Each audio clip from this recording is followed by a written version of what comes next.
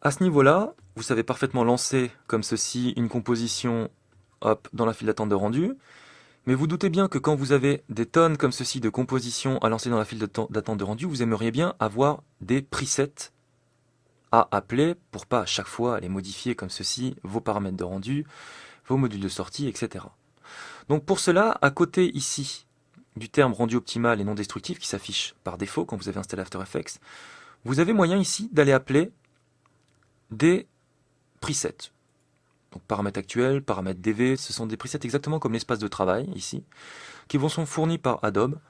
Alors ensuite on en trouve l'utilité ou pas par rapport à ce qu'on a à faire, mais l'important là-dedans c'est de savoir qu'on peut créer des modèles. Vous avez vu que, alors c'est valable pour les paramètres de rendu et également pour les modules de sortie. Vous voyez qu'ils vous ont créé pour les modules de sortie différents presets ici pour sortir du Edge 6.4, fichier Photoshop, etc., etc. Des fichiers QuickTime à différentes cadences avec du son associé, etc. Donc ici, vous avez vu qu'on peut créer un modèle en bas.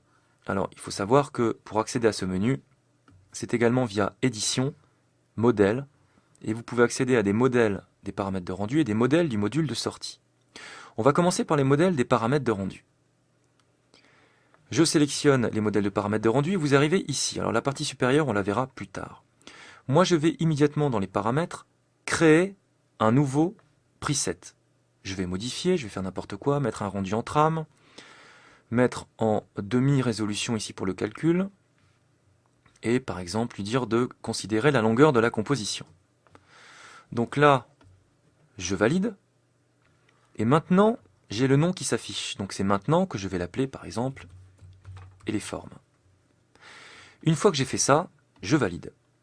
Et maintenant, regardez bien, je peux aller sélectionner, alors je vais supprimer les deux autres, je peux aller sélectionner ici le preset et les formes. Il s'affiche ici et je peux aller vérifier en cliquant dessus que j'ai bien ici une résolution en demi-def, ici un rendu de trame en trame supérieure et une étendue temporelle à la longueur de la composition. À n'importe quel moment, évidemment, vous pouvez aller dans Édition, Modèle, Paramètres de rendu. Ici, vous sélectionnez par exemple et les formes et vous pouvez le modifier à votre guise et vous validez. Là, ici, vous allez pouvoir faire exactement la même chose pour le module de sortie. Donc cette fois-ci, plutôt que d'aller dans Édition, je vais passer par le petit raccourci qui se trouve ici, Créer un modèle. À ce moment-là, c'est sans titre. Je vais donc le modifier, lui dire que je veux une séquence PNG avec RVB plus la couche alpha associée. Et je vais recadrer, c'est juste pour être sûr, vous voyez, hop, qu'on puisse le reconnaître. Voilà mon preset comme ceci. Et je vais le nommer et les formes également. Je valide. Ici, le fait de créer un modèle et de passer par ici, ça me l'a mis par défaut. À l'heure actuelle, si je prends panneau et que je glisse comme ceci, il me met quand même les paramètres par défaut qui sont appelés, c'est-à-dire rendu optimal et non destructif. Rien ne m'empêche à ce moment-là d'aller rechercher comme ceci mes presets. Alors là, et les formes est en haut, voilà. Donc vous voyez que c'est bien en PNG maintenant que c'est sorti. Petite parenthèse, quand vous avez une séquence d'images qui est sortie, pour pouvoir s'y retrouver, vous avez le nom, un underscore, et ensuite l'indexation du fichier, c'est-à-dire le numéro de l'image concernée par rapport à l'image calculée dans la composition, et ensuite l'extension. Donc voilà un moyen très simple, vous voyez, de personnaliser comme ceci, d'avoir votre propre preset. Sauf que comme je viens de le démontrer, vous aimeriez bien lancer par exemple ici toutes ces compositions-là en calcul et vous aimeriez ici ne pas avoir à chaque fois à aller chercher les presets quand même. Vous aimeriez que automatiquement ça aille appeler vos presets.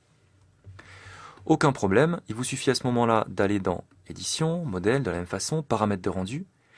Et tout en haut ici, vous avez Film par défaut. Vous voyez, vous avez Rendu optimal qui est le preset qui est appelé par défaut. Il vous suffit à ce moment-là de sélectionner et les formes, de valider. Vous allez faire exactement la même chose pour les modules de sortie. Non destructif, vous allez plutôt sélectionner et les formes. Et vous validez. À ce moment-là, vous pouvez prendre autant de compositions que vous le souhaitez.